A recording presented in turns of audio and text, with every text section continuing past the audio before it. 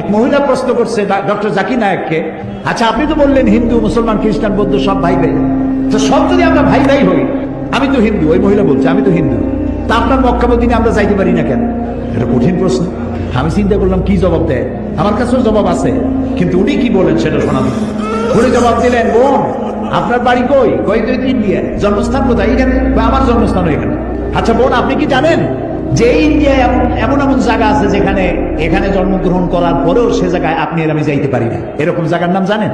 কোন এরকম জায়গা থাকবে কেন? আমি ইন্ডিয়া জন্মগ্রহণ করছি, সব জায়গায় যাইতে পারি। উনি বললেন মোটেই না, এখানে এমন এমন জায়গা আছে যেখানে আপনি আমি প্রবেশ করতে পারবো না, তার নাম ক্যান্টনমেন্ট। ক্যান্টনমেন্টে আপনিও ঢুকতে পারবেন না, আমি ঢুকতে পারবো না।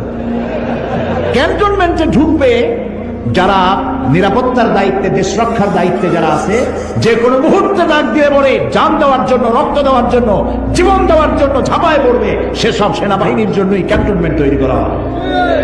ওখানে আপনি আর আমি যাইতে পারবো না। ইসলামের একটা ক্যান্টনমেন্ট আছে, সেটার নাম মক্কা আর মদিনা। ওইখানে ওই সব লোকেরাই যেতে পারে যারা আল্লাহর জন্য জান দিতে পারে, মাল দিতে পারে, রক্ত দিতে পারে।